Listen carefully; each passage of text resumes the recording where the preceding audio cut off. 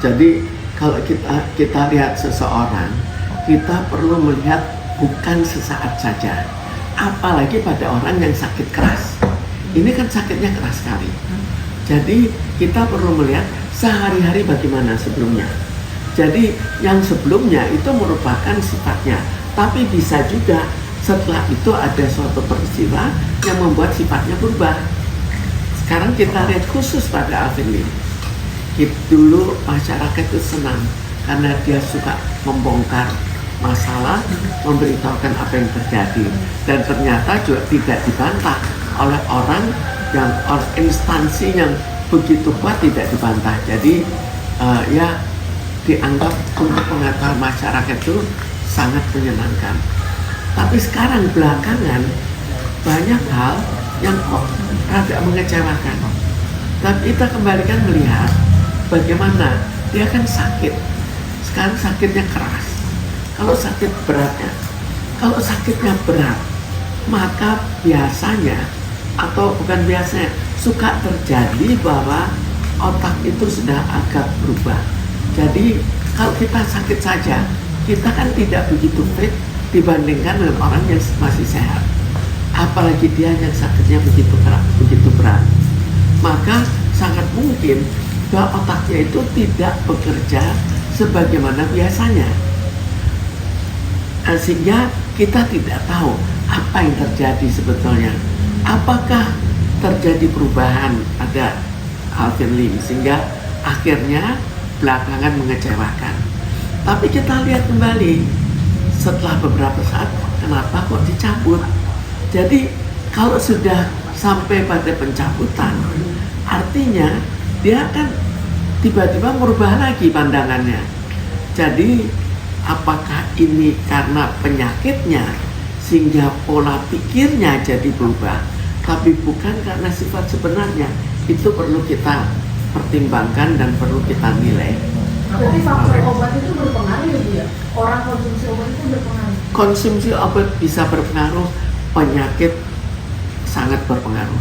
Oke Bu, setelah permasalahan konflik antara Alvin Lim dan Novi Pratiwi ini, si Alvin mencabut laporan, apakah itu sudah ada firasat bahwa terhadap ini permasalahan ini saya harus selesaikan atau seperti apa kejiwaan dari si Alvin ini? Kita tidak tahu, tapi tiba-tiba berubah. Jadi biasanya kalau berubah itu setelah berpikir di rumah, oh kok saya begitu, dia merubah. Jadi mungkin saja itu karena penyakitnya, di mana akhirnya dia berpikir lebih lambat dan berpikir lebih terarah. Jadi pemikiran yang skopnya itu luas, jadi skopnya jadi sempit. Oke, Bu, satu lagi Bu, saya pertanyaan Bu.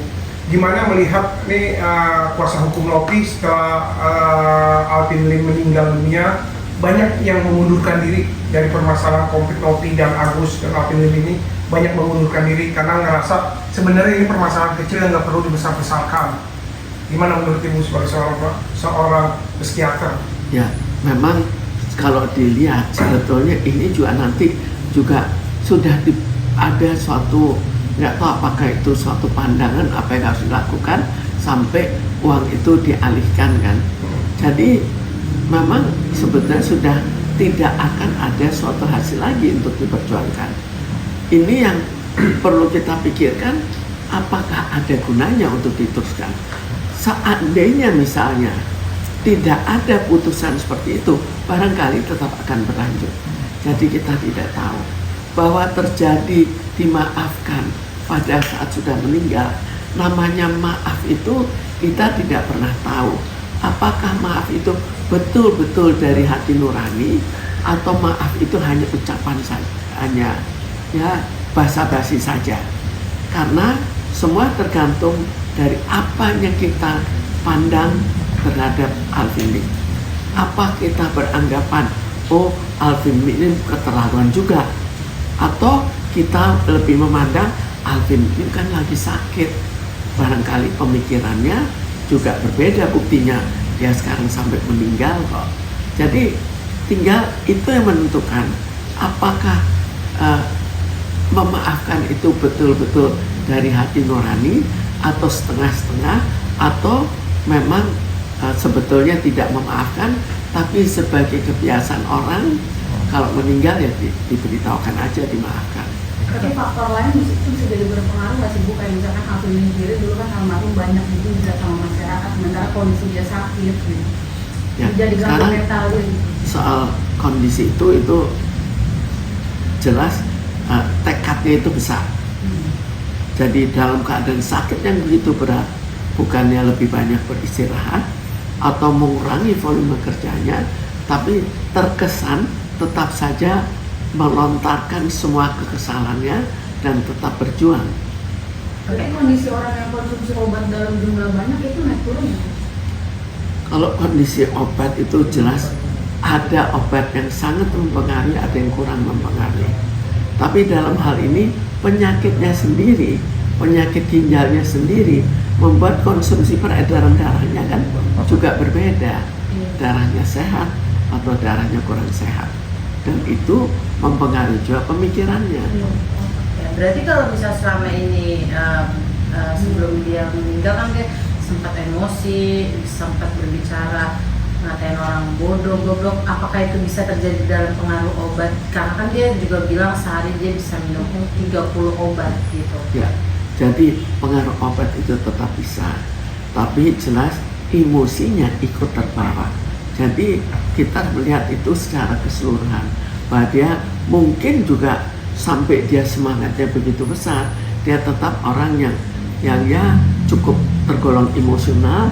Cuma kita lihat emosi itu bermanfaat atau tidak bagi orang banyak.